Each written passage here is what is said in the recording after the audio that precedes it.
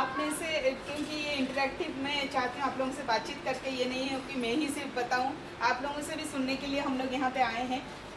मैं doctor Mansi Mishra, centre for social research की तरफ से आप सबका आज इस मीटिंग में स्वागत करती हूँ। हम लोग यहाँ पे कमिटी अगेंस्ट फीमेल फिटिसाइड बनाने आए हैं। आप सब लोग इस कमिटी का मेंबर बनेंगे।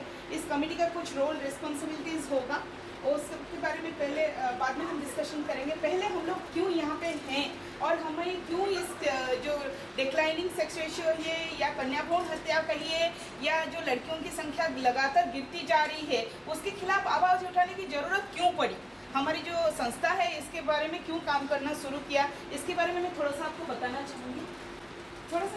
चाहूँगी। जैसे हम देखते हैं कि आजकल रेप की घटना बढ़ती जा रही है, टीजिंग की घटना बढ़ती जा रही है। आप सब लड़कियों की माँ हैं और जिस घर में सबको चिंता होती है, कॉलेज गए बच्चे या यूनिवर्सिटी गए तो हम लोग चिंता करते हैं कि जब शाम को घर में नहीं आते हैं तो एक चिंता होने लगती है कि कुछ गलत तो नहीं हो गया। और जैसे हम देख रहे हैं कि दिसंबर 16 की घटना के बाद इतना आवाज़ उठा, सब कुछ हुआ, लेकिन फिर भी वो घटनाएं बढ़ती जा रही है। तो क्या सोच और क्या मानसिकता इसके पीछे है, थोड़ा सा अपने आप को झंझोड़ने की ज़रूरत पड़ गई है। तो हम देखते हैं कि कहीं डिक्लाइनिंग जो सेक्स रेशियो है, लड़कियों की लगातार गिरता हुआ जो संख्या है और लड़कियों का ना होना, चाहे शादी के लिए हो, घर बसाने के लिए हो, या जो माहौल में लड़कियों को भी एक तरह से ना देखना, कहीं ये सब क्यों कुछ उस मानसिकता को बढ़ावा नहीं दे रही है। जैसे अभी पीछे हम 26 तारीख को कश्मीरी गेट मेट्रो स्टेशन पे एक धरना दे रहे थे, एक प्रदर्शन कर रहे थे, पब्लिक अवेयरनेस कर रहे थे, और सडनली ऊपर से हम तो बाहर थे, ऊपर से हमें सुनाई दिया गया लड़कियों को मारो मारो, लड़कियों को मारो मारो। तो ये मानसिकता क्यों जन्म ले रही है? एक मान ये हो सकता है कि हाँ, वुमेन एम्पावरमेंट हो रही है, लड़कियां आगे बढ़ रही हैं, हायर स्टडीज़ में आ रही हैं, ज़्यादातर जॉब मार्केट में भी आ रही हैं। पहले वर्क प्लेस में लड़कियां देखने को नहीं मिल रही थी, आजकल मिल रही है। जैसे कुछ सेक्लूडेड सेक्टर था, फाइनेंस हो, एस्ट्रोनॉमी हो या एस्ट्रोलॉजी हो, ये सब सेक्टर में पहले लड़कियाँ नहीं थी, आजकल आ रही हैं। तो इसके वजह से कंपटीशन बढ़ रहा है, उसके वजह से तो ये नहीं हो रही है।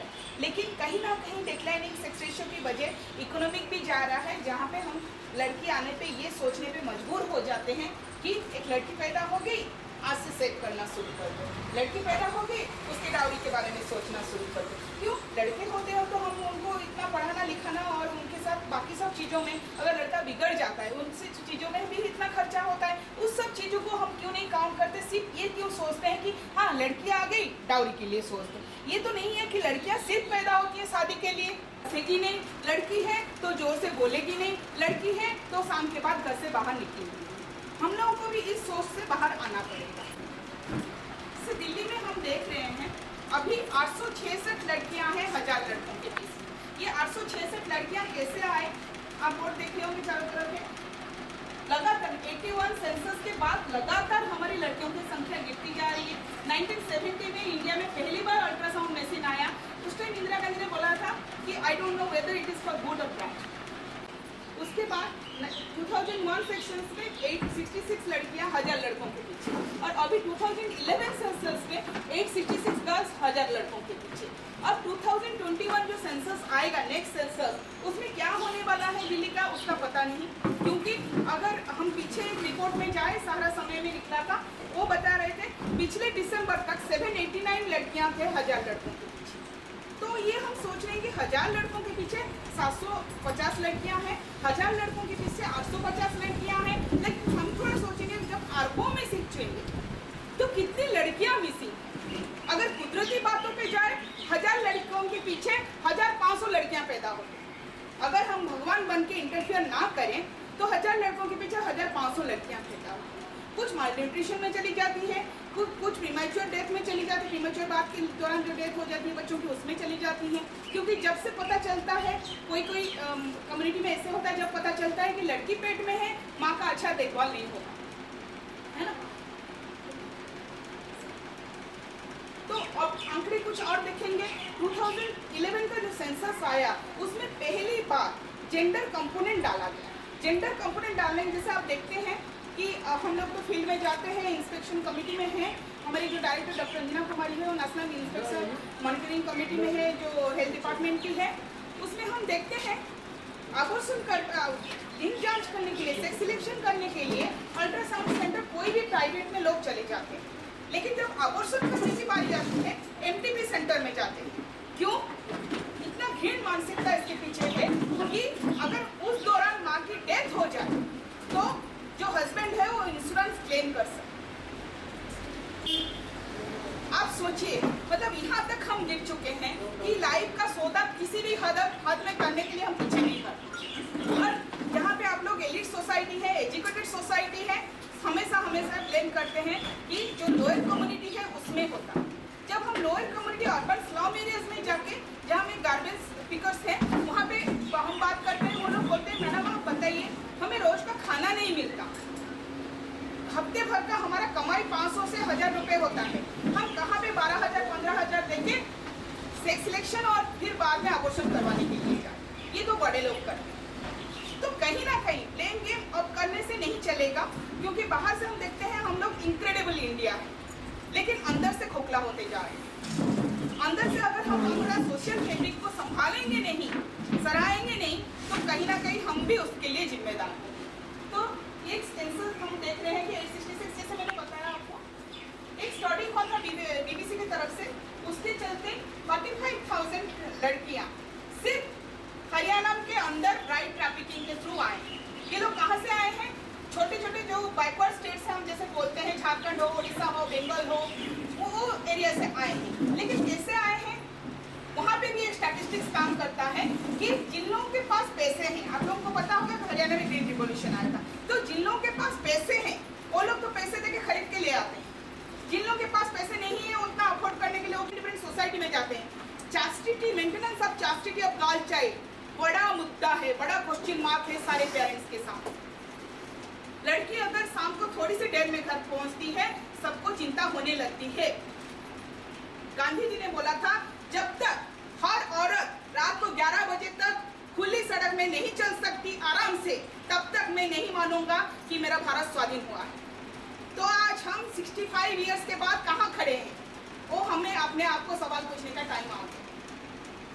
और जैसे मैंने बताया जेंडर इशू पहली बार हमारे सेंसस में आया, लेकिन कहीं पे एनटीपी सेंटर में जब अबॉर्शन होता है लिखा नहीं जाता कि फीटस की लिंक क्या था, तो हमारे पास कहीं पे आंकड़े नहीं थे कितना फीटसेस, फीमेल फीटसेस कितना मिसिंग है हमारी सोसाइटी को जानने के लिए।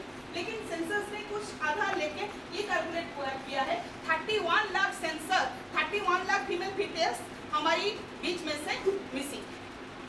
ये 10 साल का डाटा है, 2001 से 2011 का डाटा। उससे पहले आप सोचेंगे तो आप हमें सोचना पड़ेगा। और एक यूनिसेफ का स्टडी हुआ था जिसकी वजह से 10 मिलियन फीटस इंडिया से मिसिंग है 71 से लेके आज तक, एंड वो सारे फीमेल फीटसेस हो सकते 10 मिलियन। आप सोचिए, जब हम भगवान बनने की कोशिश करते हैं, नेचर के साथ खिलवाड़ करते हैं, तब ये होता है। इसके बुरे प्रभाव जैसे सारे आप देखेंगे समृद्ध राज्य हैं, पंजाब, हरियाणा, गुजरात, राजस्थान, वहाँ पे ये सब ज्यादा हो रहे हैं। जो समृद्ध राज्य हैं जहाँ पे पर कैपिटल इनकम ज्यादा है, जहाँ पे रोटी कपड़ा मकान का प्रॉब्लम नहीं है, वहाँ पे ये हो रहा है। क्यों हो रहा है? क्या हम अपनी बेटियों को 2 रोटी खाने के लिए नहीं दे सकते? उनको स्कूल कॉलेज भेज नहीं सकते? जब लड़के को बाइक खरीद के दे सकते हैं, बाइक में पेट्रोल डाल सकते हैं, उसके शराब पीने के लिए पैसा दे सकते हैं, एक बेटी को पैदा करके 2 रोटी खाने के लिए नहीं दे सकते? इसका बुरे प्रभाव क्या हो रहे हैं? जैसे मैंने बोला कि डोमेस्टिक वायलेंस बढ़ रहे हैं, क्राइम बढ़ रहे हैं, क्राइम अगेंस्ट वुमेन बढ़ रहे हैं, ब्राइड ट्रैफिकिंग बढ़ रहे हैं, इफ्टीजिंग बढ़ रहे हैं, और जो वायलेंस हो रहे हैं वो बढ़ रहे हैं, चाइल्ड ट्रैफिकिंग बढ़ रही है, चाइल्ड अब्यूज बढ़ रहे हैं, HIV एड्स भी बढ़ रहे हैं। जो आप दिल्ली से हरियाणा वाला पूरा हाईवे देखेंगे, वहाँ पे जितने सारे होटल्स मोटल्स खुले हैं, वहाँ पे एनुंचिस जगह में ज़्यादा है, गांव में नहीं है। तो पहले हमने अर्बन में जब प्रोजेक्ट चलाया, उस दौरान हमारे कम्युनिटी मीटिंग के दौरान हमें पता चला कि ये तो अर्बन सेंट्रिक और रहा ही नहीं, गांव-गांव में जा रहा है। टेक्नोलॉजी कैसे जा रहा है? लैपटॉप और पैनटॉप के चलते। और कौन इसको चला रहे हैं? सारे क्वाक्स चला रहे हैं। कौन क्वाक्स है? जो लोग BSc फेल हुए लड़के हैं, वो लैपटॉप पैनटॉप लेके जाके, उनको कोई नॉलेज नहीं है, कोई नॉलेज नहीं है, बस वो लोग जज बताते हैं कि हाँ आपके पेट में लड़की,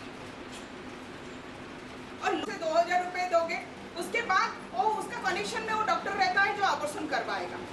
फिर वो अबॉर्शन के लिए अगर लेके जाता है 7,000 से लेके 10,000 12,000 तक जाता है, तो पैसा तो उसके पॉकेट में चला गया और आपका पोक खाली हो गया। इस चलते बहुत मेल फीटर्स भी अबॉर्टेड हो गए। और जहाँ जहाँ पे ये पता चला है, जैसे उड़ीसा का नयागढ़ में पता चला था, यहाँ पे हरियाणा के पास पानीपत में एक जगह है वहाँ पे पता चला, उसके बाद कम्युनिटी उठाते हैं और वो क्लिनिक को तोड़फोड़ कर डालते हैं। लेकिन कम्युनिटी पहले क्यों नहीं सोच सकते कि ये जो डॉक्टर ये सही बता रहे हैं गलत बता रहे हैं? क्यों हम इतना पागल के पीछे पड़े हैं कि लिंग बच्चा जो कोख में है उसका लिंग जानने के लिए?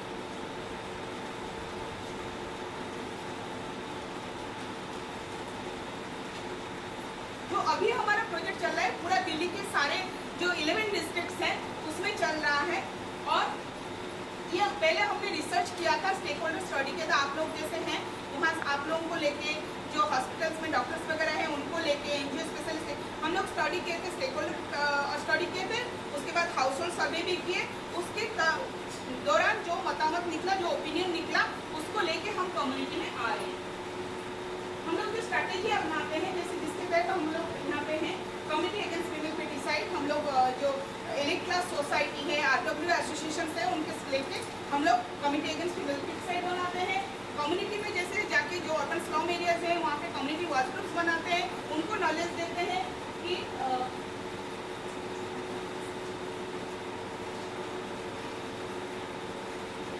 उनको नॉलेज जैसे इसके खिलाफ एक एक्ट बना है, पीसीपीएनडीटी एक्ट, जिसको हम बोलते हैं pre conceive pre natal sex determination act, जो है उसके अगेंस्ट बनाए 1994 में, जो 2004 में रिवाइज भी हुआ है। तो उस एक्ट के बारे में उनको जानकारी देते हैं। ये एक्ट है, इसके बारे में उनको जानकारी देते हैं कि गर्भधारण से पूर्व, गर्भधारण के दौरान और गर्भधारण के थोड़ी देर बाद, जैसे 4-5 महीने में, 4 महीने में होता है लिंग जांच, उस दौरान अगर वो लेडी को लेके कोई भी जाता है लिंग जांच या लिंग चयन करने के लिए, वो कानूनन अपराधी है। सेक्स सिलेक्शन के लिए कोई भी जाता है डॉक्टर के पास, वो कानूनन अपराधी है। कोई भी डॉक्टर ऐसे पाया जाता है तो उसको हम डीरजिस्ट्रेशन करवा देते हैं, उसका क्लिनिक वगैरह सील हो जाता है और वो कभी भी प्रैक्टिस नहीं कर सकता।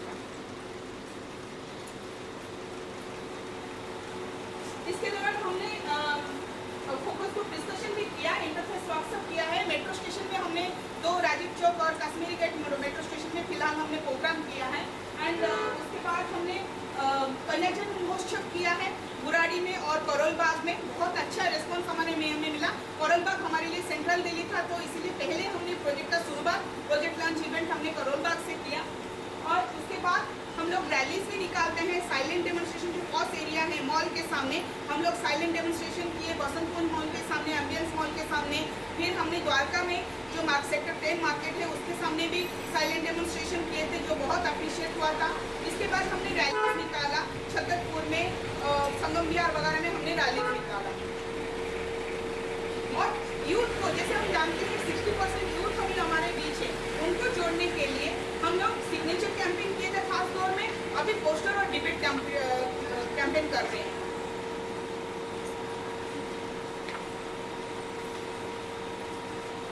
आरडब्ल्यू का रोल क्या रहता है काम के अंदर, जैसे मैंने आपको बताया था, आप लोगों का रोल क्या होगा। आप कमेटी के मेंबर तो बन गए, लेकिन आपको रोल जानना होगा। हम आपसे उम्मीद ये रखते हैं कि आज ए member of this committee against female foeticide, आप लोग अवेयरनेस जनरेशन करें अपनी सोसाइटी में, अपनी कम्युनिटी में। जैसे एक दूसरे से हम बात करते हैं, बोलते हैं लेडीज गॉसिपिंग बहुत ज़्यादा करते हैं। जो गॉसिपिंग हम करते हैं उसके दौरान अगर हमें पता चलता है कि कहीं पे ऐसे हो रहा है या कहीं का हाई रिस्क फैमिलीज है, हाई रिस्क फैमिलीज कौन है, जहाँ पे हमेशा एक पैट्रिकल मेंटालिटी आप देखेंगे, पुरुष प्रधान मेंटालिटी देखेंगे कि पुरुषों को ज़्यादा उनको महत्व दी जा रही है, उनकी बात सुना जा रहा है, लेडीज जो घर में हो।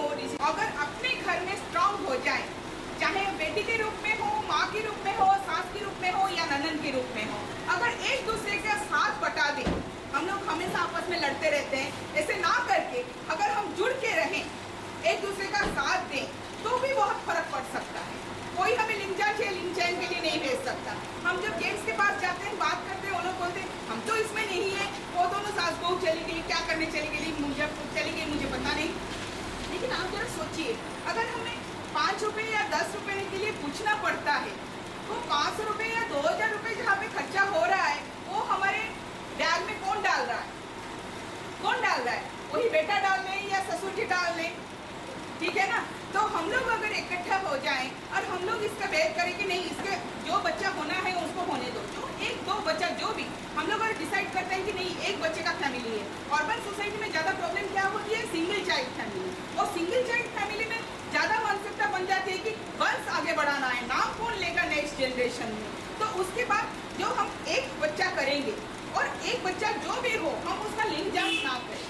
ठीक है, आपने डिसाइड कर लिया एक बच्चा करना है, वेल एंड गुड, आपका डिसीजन, आपका रिप्रोडक्टिव राइट है, ठीक है। लेकिन एक बच्चा अगर करेंगे उसका सेक्स सिलेक्शन मत कीजिए, चाहे वो लड़का है लड़की है। हम मानते हैं बच्चे भगवान का देन है, जो भी हो, अगर वो है, एक लड़का हो एक लड़की हो, उसको खुशी खुशी एक्सेप्ट कीजिए। अगर 2 बच्चों के लिए सोच रहे हैं, जैसे हम लोग बहुत देखते हैं, द्वारका में हम लोग गए थे, वहाँ पे टॉप मीटिंग किए थे, देखे थे, बड़ी लड़कियाँ होंगी 12-13 साल की, उसके बाद एक बच्चा होगा 6 महीने की, 1 साल का, और वो जरूर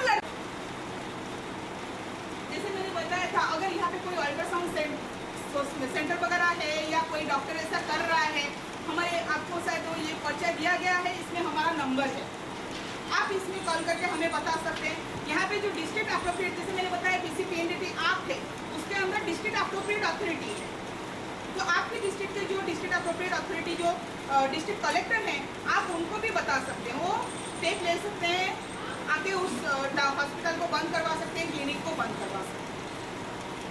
तो हमें थोड़ा प्रोएक्टिव होकर काम करना पड़ेगा, क्योंकि एज ए सिटीजन हमारा सोशल रेस्पॉन्सिबिलिटी कुछ बनता है, हमें कोई और सुपरवाइज नहीं करेगा, हम अपना सुपरविजन खुद करेंगे।